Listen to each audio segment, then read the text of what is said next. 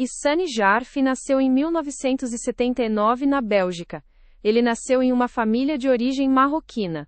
A família estava estabelecida na região de Liege há muitos anos. Ele era o filho mais velho da família. Ele cresceu em um lar, onde a religião, o trabalho e a coesão familiar eram partes centrais da vida cotidiana. Os pais levavam uma vida religiosa. Eles tinham valores claros sobre responsabilidade, respeito e dever para com a família. Seu pai, Hassan Jarfi, descreveu mais tarde a vida familiar como organizada e unida. Ele disse que era caracterizada por fortes laços entre pais e filhos. Ihsane cresceu em Liege e arredores. Ele frequentou uma escola belga regular. Concluiu seus estudos sem interrupções. A família o descrevia como calmo, educado e adaptável. Seu jeito facilitava sua adaptação a diferentes ambientes. Ele era sociável entre os colegas, gostava de companhia, tinha facilidade para fazer contatos, raramente assumia papéis de liderança. Seu comportamento era tranquilo e reflexivo. O relacionamento com os pais era próximo, mas também marcado por uma tensão clara. Ihsane era homossexual. Isso era uma realidade que seu pai conhecia, mas era algo com o qual ele tinha dificuldade em lidar. Hassan Jarfi disse em entrevistas que não compreendia a sexualidade do filho. Disse que reagiu com silêncio e distância. Disse que se afastou. As conversas se tornaram menos frequentes. A proximidade diminuiu. Essa atitude criou uma distância entre pai e filho. Essa distância permaneceu por muito tempo. Ihsane passou então a viver uma vida dividida. Em casa, adaptava-se às normas da família. Em sua vida social, vivia com mais liberdade. Fora da família, circulava abertamente na cena gay da cidade. Socializava com amigos. Ia a bares e clubes. Construía relações em contextos onde podia ser ele mesmo. Para ele, isso era uma parte importante de sua identidade. Também era uma parte importante de sua vida cotidiana. Os amigos o descreviam como caloroso, generoso e sociável. Diziam que ele gostava de cuidar dos outros. Diziam que apreciava conversas e convivência. Profissionalmente, Ihsane trabalhou em serviços e comércio. Teve vários empregos ao longo dos anos. Sustentava-se financeiramente. Morava em seu próprio apartamento em Liege. Levava uma vida urbana independente. Ela consistia em trabalho, rotinas e uma rede social ativa. Seu cotidiano incluía trabalho, socialização e lazer. O padrão era estável e previsível. O contato com a Tora Pai Xeré de Poça Mendente. A família continuava paralelamente a essa vida. Ihsane participava de feriados. Comparecia a jantares e reuniões familiares. Tinha relações próximas com os irmãos. Fazia parte do cotidiano da família. Ao mesmo tempo, partes de sua vida eram mantidas separadas. Hassan Jarfi descreveu isso mais tarde como uma convivência. As pessoas viviam próximas umas das outras, mas evitavam certas conversas. Após a morte do filho, Hassan Jarfi falou abertamente sobre seu arrependimento. Ele lamentou como o relacionamento havia sido. Disse que gostaria de ter sido mais presente. Gostaria de ter escutado mais. Gostaria de ter sido mais acolhedor. Disse que agora reconhece seus próprios medos e limitações. Descreveu-os como obstáculos. Eles impediram uma relação mais próxima com o filho. Essa percepção o levou a agir publicamente. Ele começou a se engajar contra a homofobia. Passou a trabalhar pela tolerância. Mas antes de tudo isso, Ihsane Jarfi era um homem com uma vida. Ele tinha uma família. Tinha trabalho. Tinha amigos. Tinha uma vida social em Liege. Era um irmão mais velho. Era um filho. Era um amigo. Era um colega. Movia-se entre o mundo da família e sua própria vida. Entre tradição e independência. Entre lealdade e identidade. Era isso quem ele era.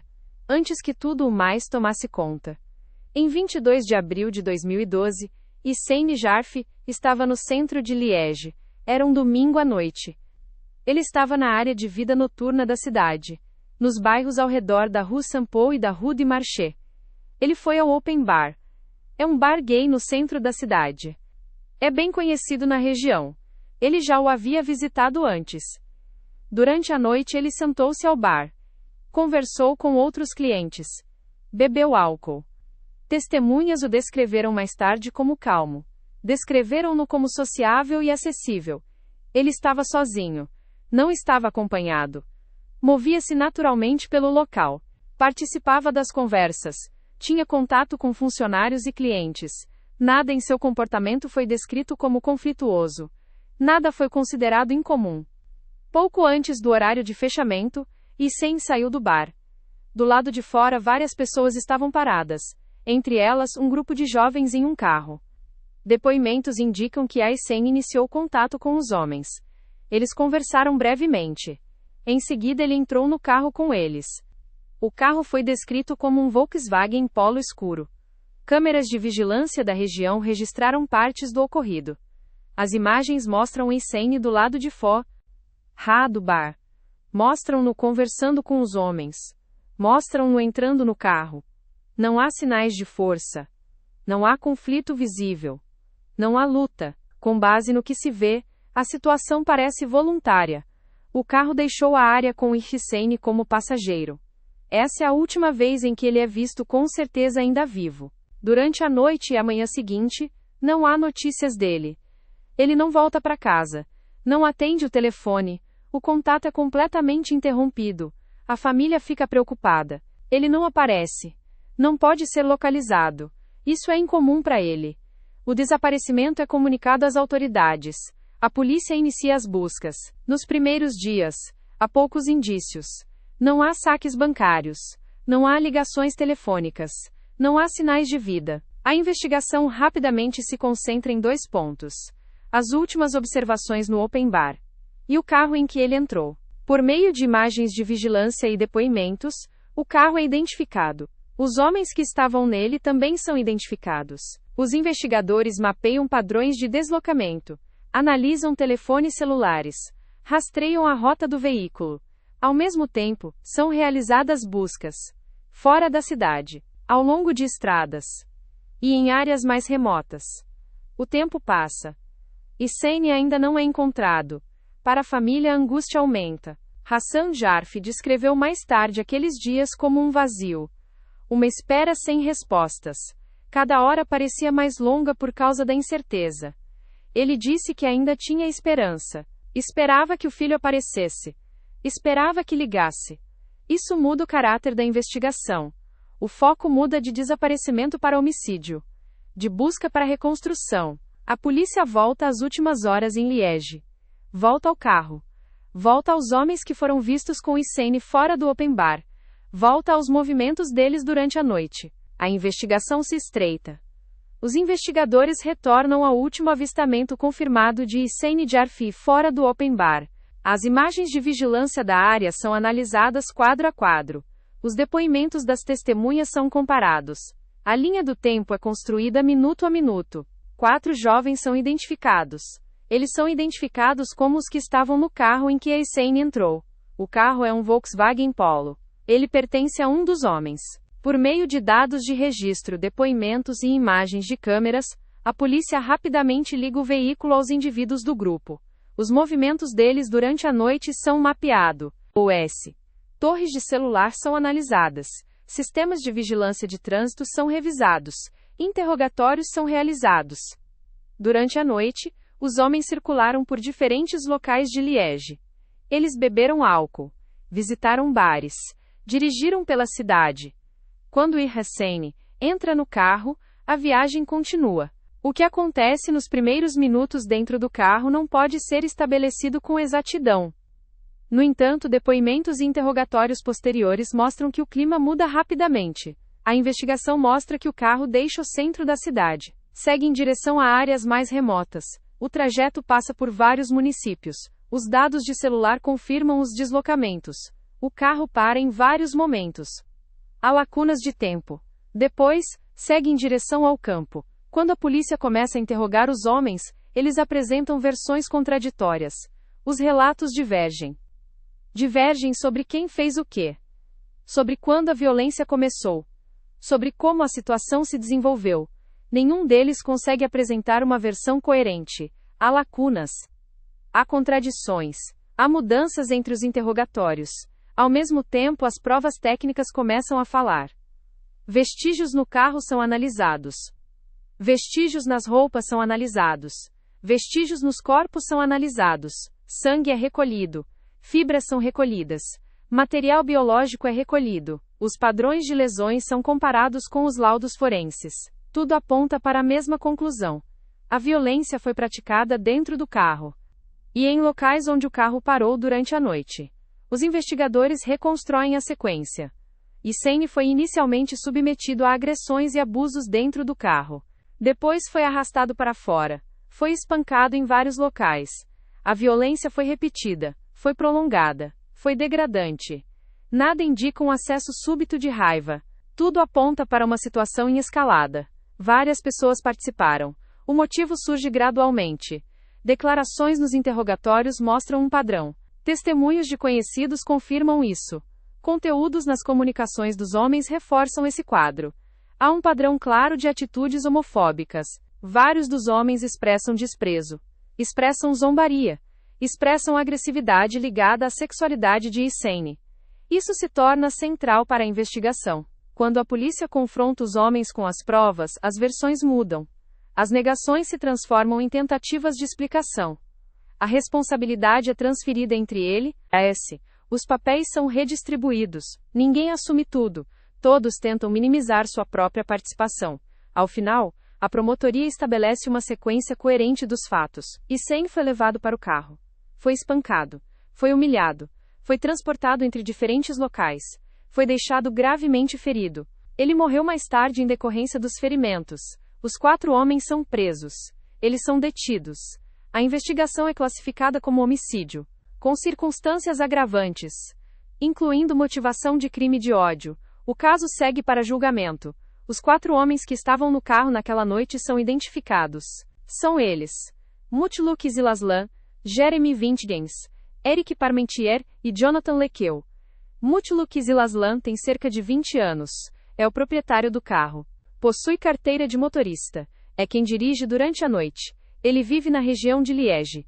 Jeremy Vintgens também tem cerca de 20 anos.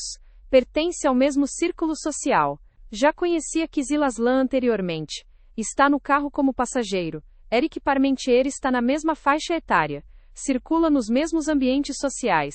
Faz parte do grupo durante toda a noite. Jonathan Lequeu é o mais jovem dos 4. Conhece os outros.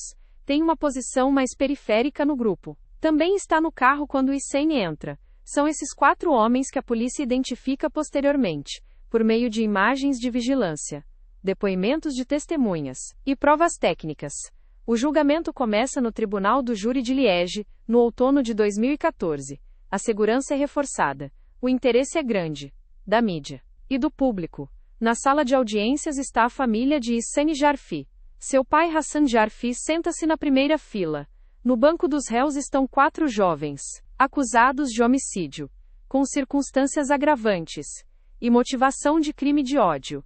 O promotor apresenta o caso como de responsabilidade conjunta. Segundo a acusação, os 4 homens juntos atraíram Hissène para o carro, submeteram-no à violência, humilhação e abusos por várias horas, e depois o deixaram gravemente ferido.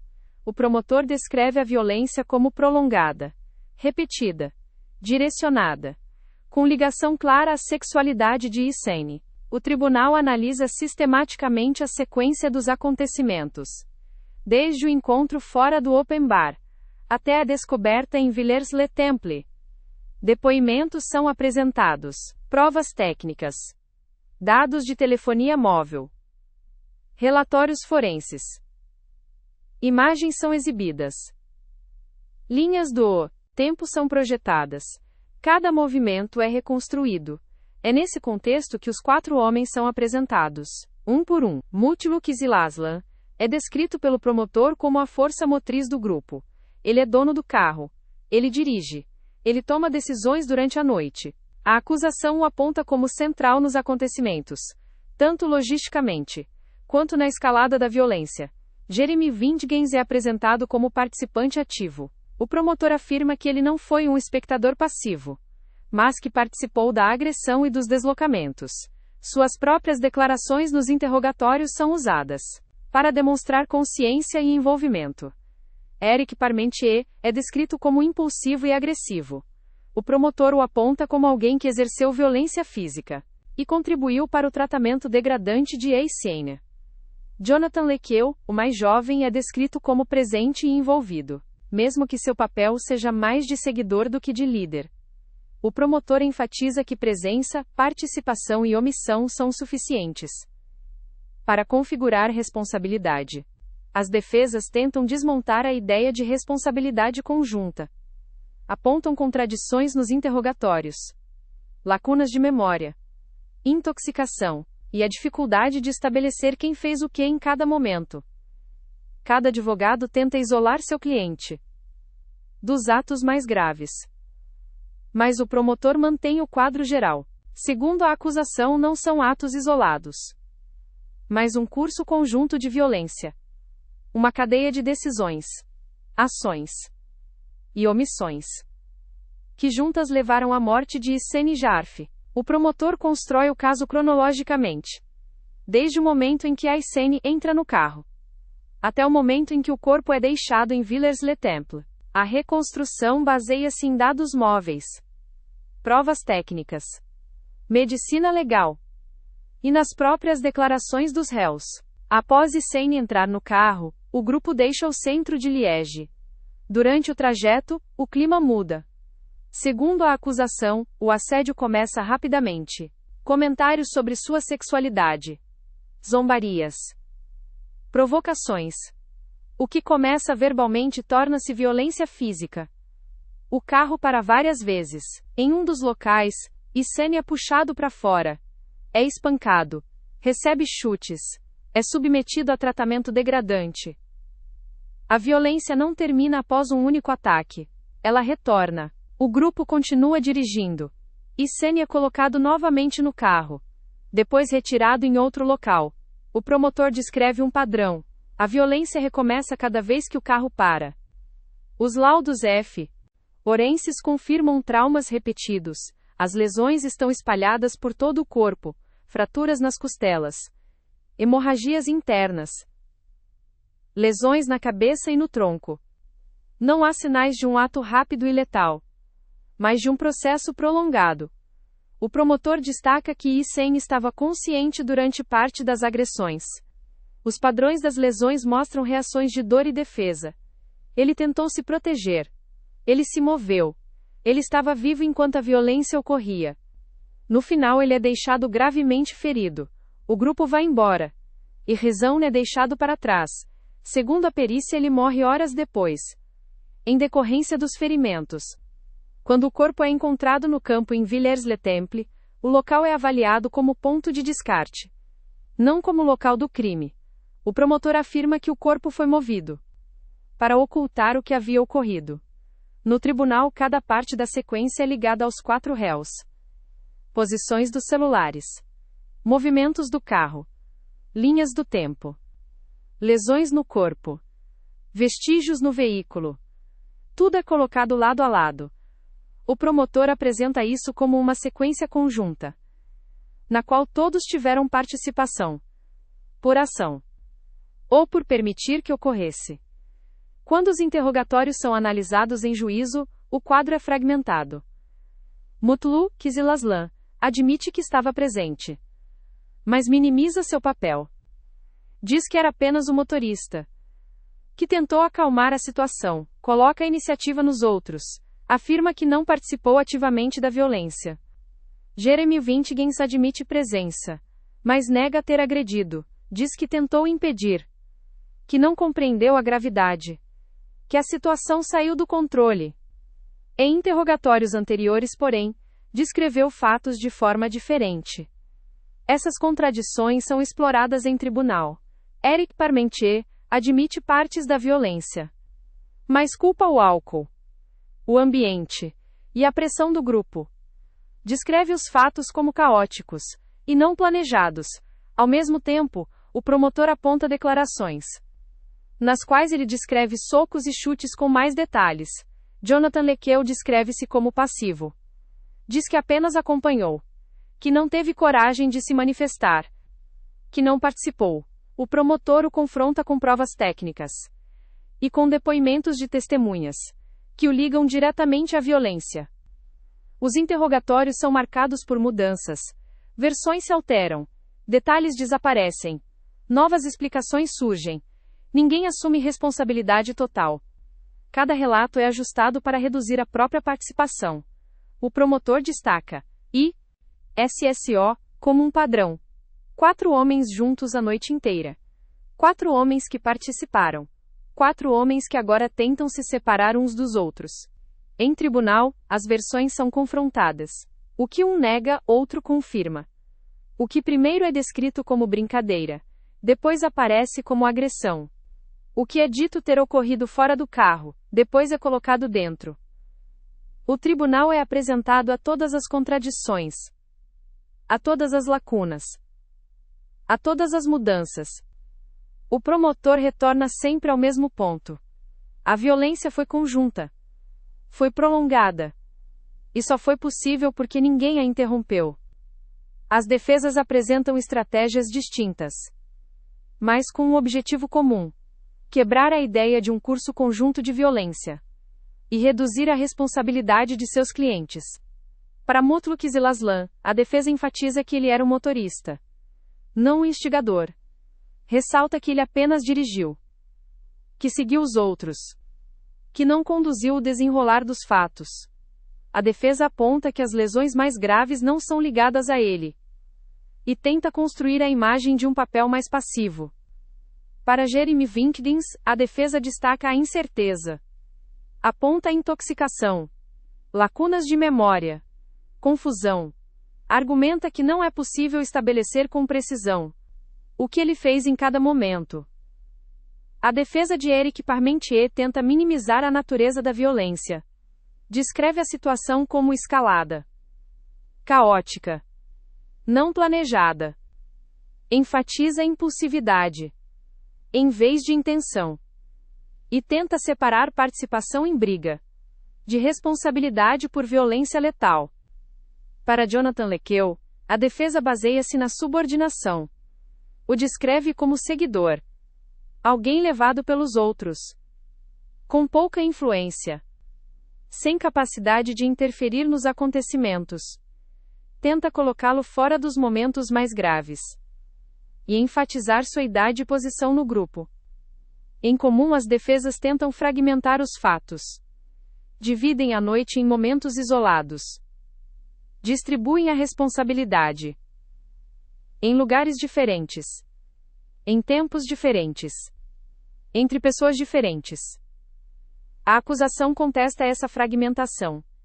Mantém o quadro geral. O motivo de crime de ódio também é contestado pela defesa. Argumentam que comentários sobre sexualidade não configuram automaticamente crime de ódio. Que a linguagem pode ser grosseira sem ser ideológica. Que a violência não foi planejada com base na orientação sexual, mas surgiu no momento. O promotor responde apontando o padrão: as palavras, as ações e a humilhação dirigida diretamente à identidade de Hissène. O tribunal analisa todas as provas, provas técnicas, relatórios forenses, depoimentos, relatos dos réus. Cada etapa é examinada. Cada movimento, cada lesão. O todo é comparado às partes. Quando o veredicto é anunciado, é claro.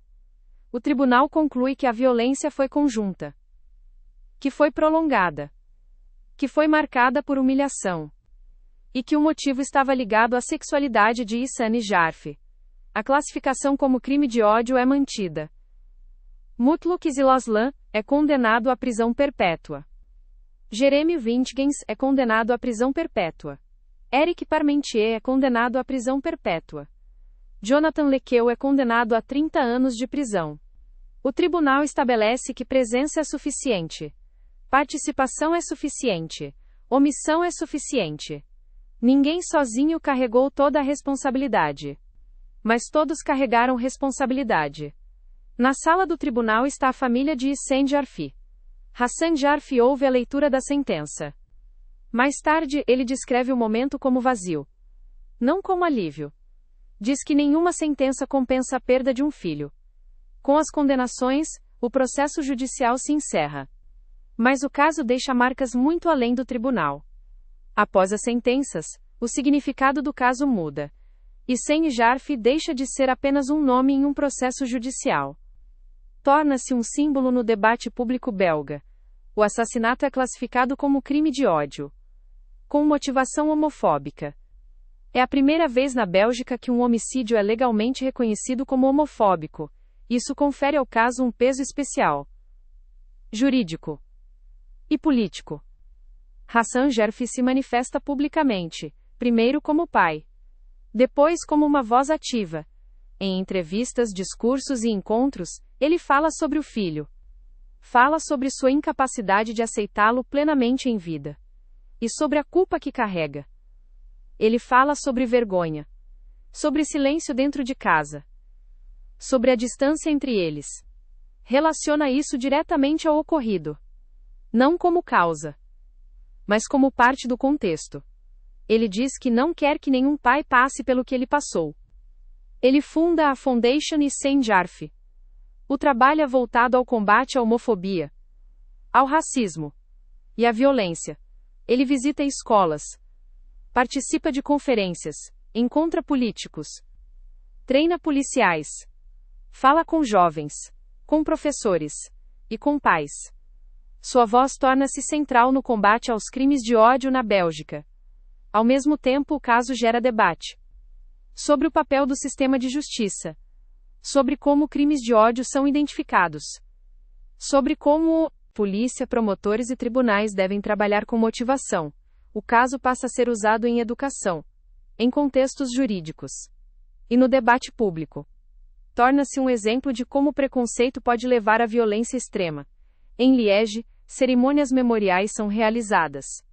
Marchas são organizadas. O nome de Hissène é usado em campanhas, em materiais escolares e em conversas sobre tolerância e direitos humanos. Para muitos, ele se torna um símbolo. Um símbolo dos riscos que ainda existem para pessoas LGBTQ. Mesmo em um país com forte proteção legal de direitos, a família continua a viver com a perda. Hassan Jarfi diz que a dor não diminui. Ela se transforma. O engajamento dá sentido, mas não substitui. Ele diz que vive com amor e com arrependimento. Os condenados cumprem pena. Recursos são analisados. As sentenças não são anuladas. O processo legal termina, mas as consequências permanecem para todos os envolvidos. Hissène Jarfi torna-se mais do que um caso. Torna-se parte de uma história maior. Uma história sobre violência, sobre ódio e sobre responsabilidade.